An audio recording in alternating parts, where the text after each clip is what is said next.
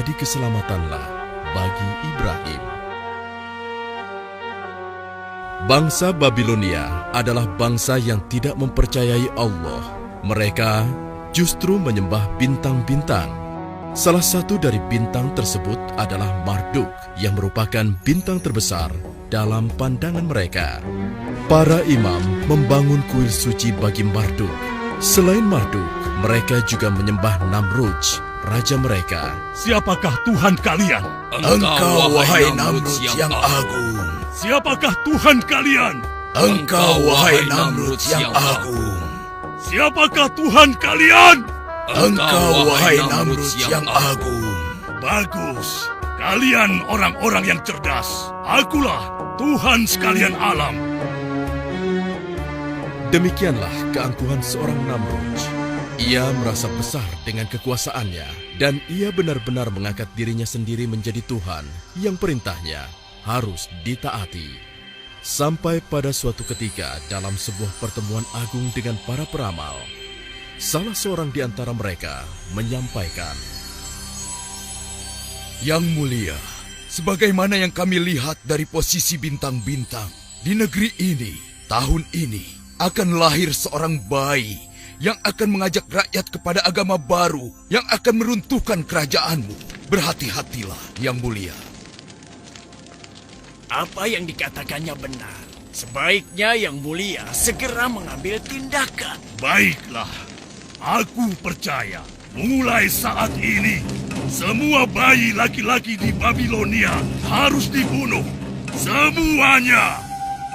tanpa pikir panjang, Namrudz mengambil keputusan yang sangat mengerikan. Serta-merta, ia mengerahkan seluruh tentaranya untuk membunuh semua bayi laki-laki di Babilonia. Sementara itu, di sudut kota Babilonia, tinggallah seorang pembuat patung terkemuka bernama Azar. Ia sangat terpukul mendengar perintah Raja Namrudz, Tuhannya selama ini. Dikarenakan istrinya tengah hamil tua dan tinggal menunggu waktu untuk melahirkan anak pertamanya. Wahai istriku, sungguh aku takut tentara Namrudz akan menemukan engkau dan membunuh anak kita yang akan terlahir nanti. Demi Marduk Tuhan kita, aku akan membawamu keluar dari sini. Kita harus bersembunyi hingga keadaan aman. Oh, baiklah. Kalau begitu, aku akan bersiap-siap. Wahai Namrudz yang agung, semua bayi laki-laki di negeri ini telah kami bunuh tanpa kecuali. Bagus. Namrudz demikian puas mendengar laporan tentaranya. Dia merasa aman sekarang. Tahun demi tahun pun berlalu. Anak Azar yang telah disembunyikan itu telah tumbuh menjadi anak yang kuat dan cerdas. Ia bernama Ibrahim. Suatu ketika, Ibrahim bertanya kepada ibunya, Ibu, tahukah engkau siapa Tuhanku? Ya ampun, kenapa dia bisa bertanya seperti itu? Akulah Tuhanmu, nak. Lalu Tuhan ibu siapa? Tuhan ibu, sudah pasti ayahmu. Kalau begitu, Tuhan ayahku siapa? Ibrahim, kenapa kau bertanya seperti itu? Tentu saja Namrudzlah Tuhan ayahmu. Lalu Bu, siapa Tuhan Raja Namrudz? Ya Tuhan, bagaimanakah aku harus menjawabnya? Jangan-jangan inilah anak yang dikhawatirkan oleh Raja Namrudz. Inikah anak yang akan mengubah agama dan kepercayaan masyarakat Babilonia? karena tidak puas dengan jawaban sang ibu, Ibrahim kecil pun keluar dari gua dan ia mencoba mulai mencari siapa Tuhannya. Malam pun datang. Saat itu bulan purnama bercahaya menerangi malam. Wow, inilah rupanya Tuhanku. Ibrahim kecil sangat kagum dengan bulan purnama itu. Sekali lagi ia yakin itulah Tuhannya. Tetapi tatkala pagi menjelang, Kenapa dia menghilang? Kemana sinarnya tadi? Dia pasti bukan Tuhan. Wow, ini pasti Tuhanku. Indah sekali. Besar dan sangat terang. Pasti dia kuat sekali. tetapi Malam pun datang. Pasti dia juga bukan Tuhan. Tuhan tidak mungkin pergi. Demikianlah, Ibrahim kecil merenung dari hari ke hari. Ia mencari siapa Tuhannya. Ia telah mengamati semua yang ada di alam ini, sampai akhirnya ia menyimpulkan bahwa Tuhannya adalah Tuhan yang menciptakan alam semesta. Dialah Allah yang Esa. Beberapa tahun kemudian, di usianya yang dewasa, Ibrahim pun diangkat menjadi utusan Allah. Beliau pun kembali kepada kaumnya di negeri Babilonia. Beliau pun memenuhi tugasnya menyeru manusia kembali kepada Allah.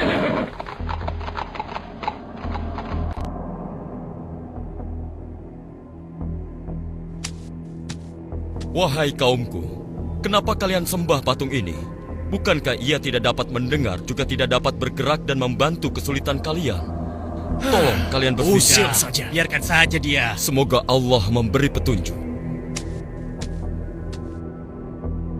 Wahai kaumku, keluarlah dari semua kebodohan ini. Tidak ada gunanya kalian menyembah semua patung yang ada. Ia tidak bisa menolong kalian. Wahai Ibrahim, ini warisan nenek moyang kita yang selama ini kita anggap suci. Kau hendak menghina nenek moyang kita. Aku tidak menghina. Aku hanya mengajak kepada kebenaran yang sesungguhnya. Kebenaran seperti apa yang kau maksudkan, Ibrahim? Sembahlah oleh kalian Allah yang Esa yang menciptakan kita, batu-batu itu, dan alam semesta ini. Celaka engkau Ibrahim. Engkau ingin mengganti Tuhan kita selama ini dengan Tuhanmu yang baru. Lalu akan engkau apakan Tuhan-Tuhan ini? Mereka hanya batu belaka. Kalian harus menghancurkannya. Benar-benar gila kau, Ibrahim.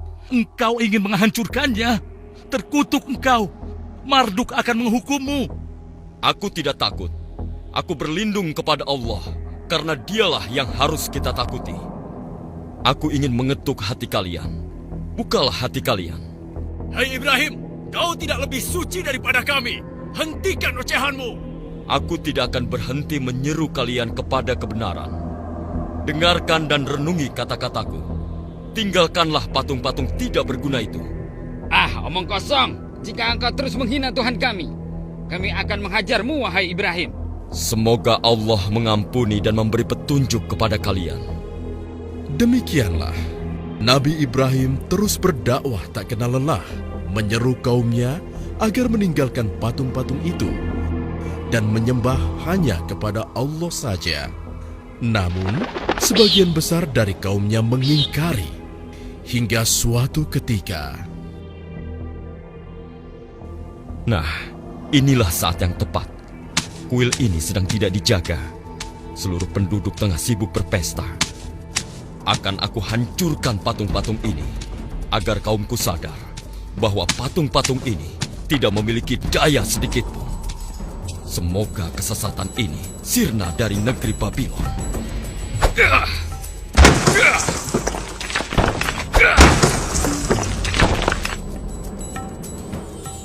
Nabi Ibrahim menghancurkan semua patung-patung milik kaumnya, kecuali berhala yang paling besar yang disebut Marduk. Bahkan Nabi Ibrahim menggantungkan kapaknya pada patung tersebut. Kemudian, kegemparan pun terjadi.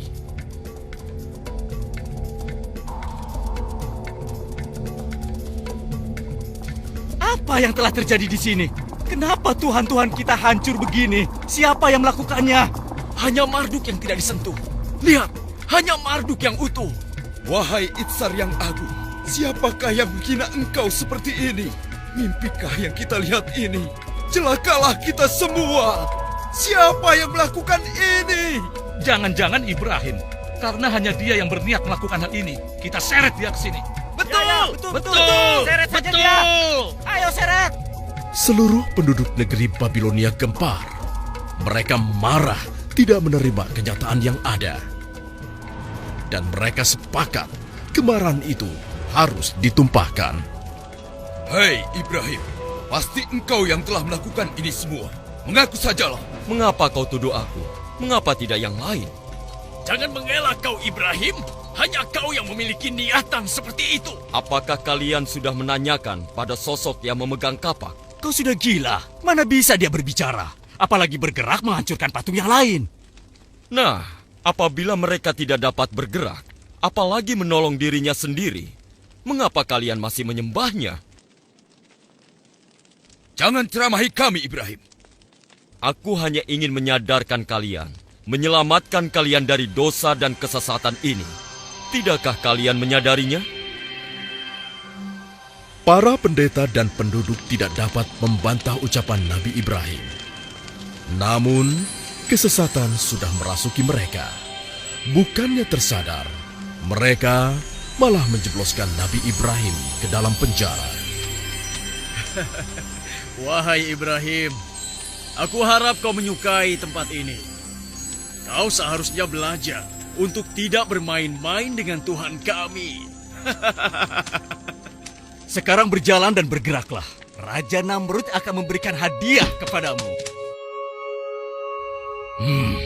Kaukah yang telah membawa agama baru dan Tuhan baru? Kaukah yang telah menghina rakyat Babilonia dan juga para tuhannya? Apakah kau juga yang telah meragukan kekuasaan dan ketuhananku? Jawab!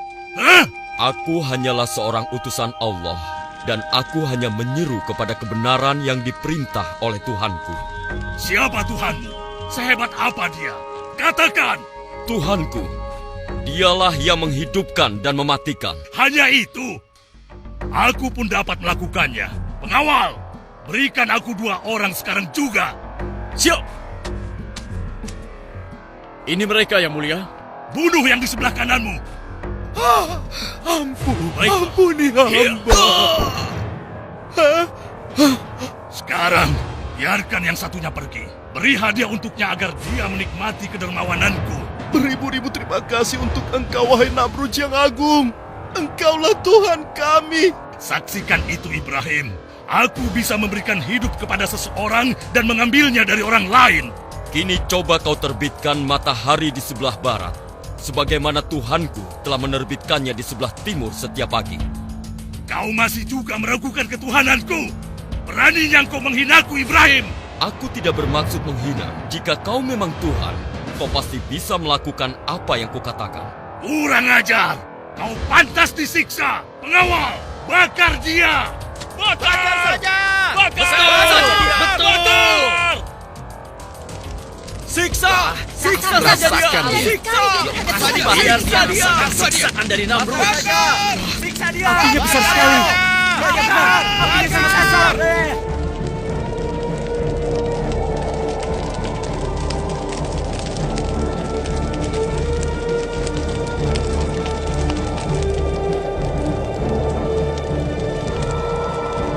Ya Allah, aku berserah diri kepadamu.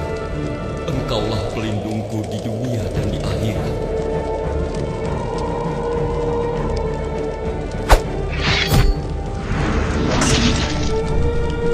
Hasbunallah wa ni'mal wakil. Ni'mal maula wa ni'mal nasir. Wahai api, menjadi dinginlah dan menjadi keselamatanlah Nabi Ibrahim.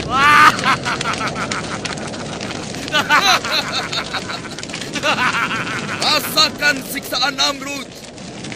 Dia yang menghukum penghina dan penentang Tuhan-Tuhan kita. Wahai rakyat Babilonia, penghina Tuhan kita telah dimusnahkan. Oleh karena itu, Raja Namrud telah menyiapkan pesta untuk kita semua. Bersenang-senanglah kalian. Begitulah rakyat Babilonia bersuka cita dengan dibakarnya Nabi Ibrahim. Namun, seiring dengan padamnya api, keajaiban terjadi.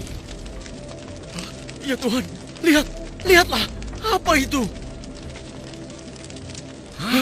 Bukankah itu Ibrahim? Iya, terbakar itu dari Ibrahim. Seluruh rakyat Babilonia terkejut. Ini kejadian yang sangat ajaib.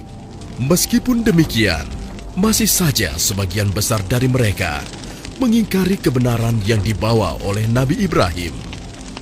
Mereka bersama Raja Namrudz berlaku semakin kejam terhadap Nabi Ibrahim dan pengikutnya.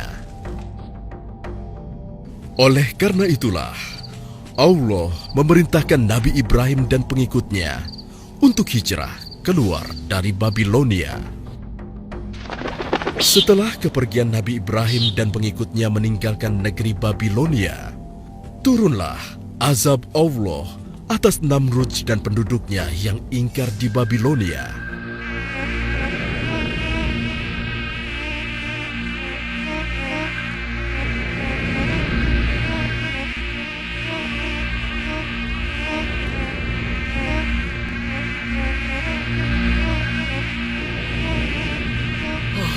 Datang dari mana ini? Kurang ajar. Pengawal, tutup semua pintu. Jauhkan binatang ini dariku. Cepat, tutup semua pintu.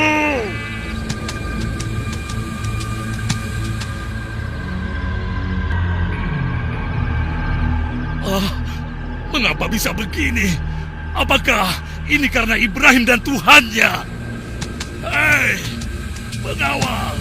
Pengawal, aku sudah menyuruh kalian untuk menutup semua pintu dan jendela. Bunuh nyamuk-nyamuk ini, cepat! Raja Namrudz berteriak-teriak seperti orang kesurupan.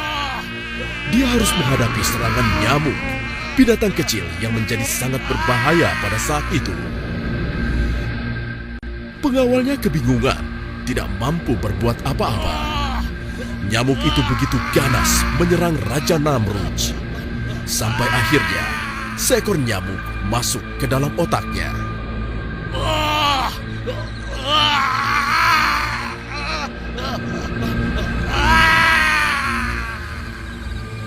Demikianlah, Raja Namrudz yang congkak dan sombong mati dengan cara yang mengenaskan. Seekor nyamuk dengan izin Allah Subhanahu wa Ta'ala masuk ke dalam otaknya dan mengakhiri hidupnya yang penuh dengan dosa. Semoga Allah Subhanahu wa Ta'ala melindungi kita dari perilaku yang serupa dengan Raja Namrudz.